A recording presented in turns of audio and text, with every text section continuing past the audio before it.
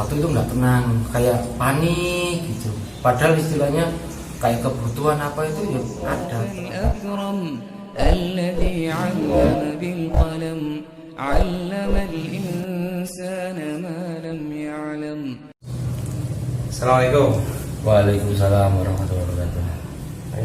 Alhamdulillah Mas kita kan jenengan sudah melakukan prosesi ruqyah syariah atas kehendak Masnya sendiri dan atas kemauan Masnya sendiri untuk melakukan prosesi ruqyah dalam rangka ingin taubat kepada Allah Subhanahu wa taala yang memang dulunya pernah melakukan ilmu-ilmu yang sifatnya itu adalah ilmu-ilmu yang dilarang oleh Allah Subhanahu wa taala. Nah, ini barangkali bisa berbagi kisah dengan teman-teman apa saja dulu yang dilakukan, kemudian ritualnya apa, proses awalnya bagaimana, kemudian apa yang didapat. Monggo. Bismillahirrahmanirrahim. Assalamualaikum warahmatullahi wabarakatuh. Waalaikumsalam. Buat teman-teman, buat saudara-saudara muslim lah, kekuatan atau apa itu kehendak dari Allah, bukan dari bangsa jin, bangsa kekuatan, minta ritual untuk apa itu sifatnya sementara. Kita cuma dibikin nyaman sementara sama jin itu tersebut, dan kita itu nggak bisa untuk mau melangkah lebih baik, itu nggak bisa, setir setelah itu. Jadi dulu saya ritual itu ingin jadi orang dibilang orang sakti, soalnya dulu itu orangnya penakut, takut mau ngadepin orang, mau gini, bukan nggak percaya diri. Akhirnya waktu itu saya ketemu sama seseorang, terus habis itu saya itu tiba-tiba ketempelan sama bangsa halus gitu. Nah itu terus saya bermimpi, nah itu terus DJ bisikin itu terus akhirnya menempel terus. Setiap kali mau melangkah itu pasti ada bisikan begini. Terus akhirnya ada yang mau ikut, tapi merasa nyaman, tapi sementara, tapi gelisah terus gitu. Kita mau beribadah, kita tetap menjalankan sholat.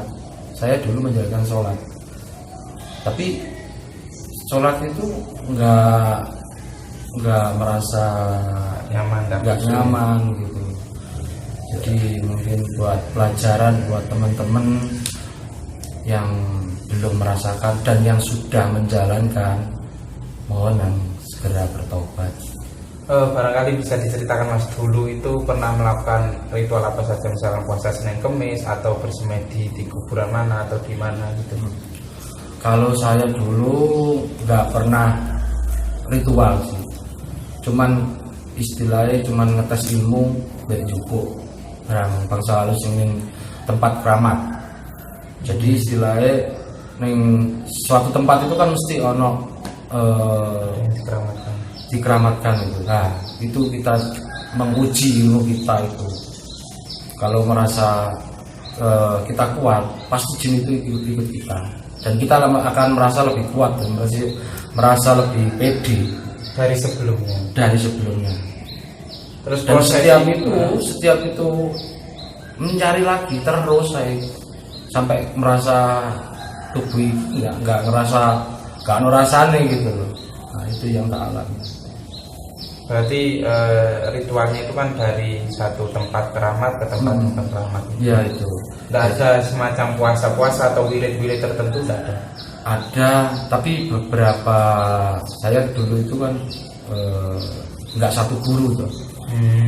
Dari ada 5 sampai 7-an. Nah, itu. Jadi beberapa itu beda-beda. Ada yang masih sholawat, ada. Jadi setiap ada apa-apa itu kalau kayak nggak mampu itu sholawat, tapi ganjil. Nah itu yang mungkin aku nggak itu. Ya udah tak jalin aja, soalnya kan sholawat Nabi itu kan pasti bener kan, itu anggapan saya itu pasti bener gitu. Nggak tahu itu benar apa enggak kan saya juga hanya menjalankan ini. Terus prosesi mendapatkan untuk menarik jinnya itu gimana, Mas? Bisa menarik jinnya itu apakah kontak komunikasi langsung atau dengan cara seperti ini atau gimana? Waktu itu kan saya sudah dikasih, istilahnya sudah dikasih kodam mbok-mbokane, misalnya yang lebih kuat. Jadi dulu itu saya itu setiap di tempat, karena saya juga kerjaan saya juga di lapangan, suatu tempat itu mesti ada rasa. Setiap ada di tempat itu mesti ada rasa, getaran. Nah itu ya udah dirasakan gitu, dibatin aja gitu, dibatin. Ada yang lebih kuat, ada yang lebih menarik, ayo ikut saya. Nek nggak bisa bantu aku, saya bilang. Itu ngomong apa hanya dibatin, terus tangan itu coba kayak mesti bergerak sendiri di tangan kiri. Nah, dulu kan memang di tangan kiri pas waktu indikasi. Saya nggak harus bertapa, berpuasa atau apa, itu belum pernah. Saya sudah menjalankan ini dari tahun 2005-an. Masya Allah, 2005 tahun. Itu yang masih penasaran itu, tapi belum punya apa-apa. Tapi niatannya dari 2005. Masya Allah.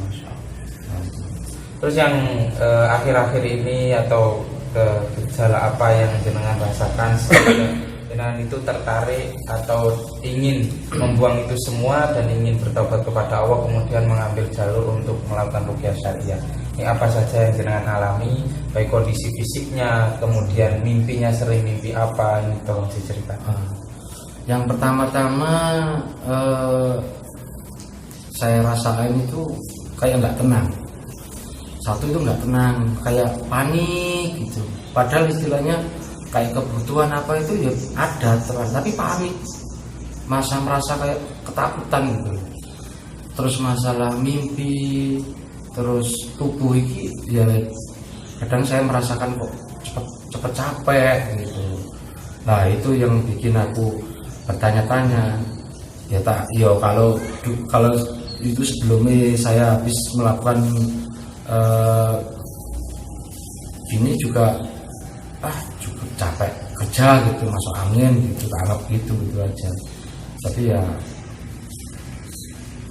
ya berarti sering masuk angin, kemudian sering badan sering capek, merasa capek kayak habis bekerja seharian gitu loh. Pinggang juga sering sakit, pinggang, tangan gitu, terutama perut kayak mau muntah gitu, mual gitu.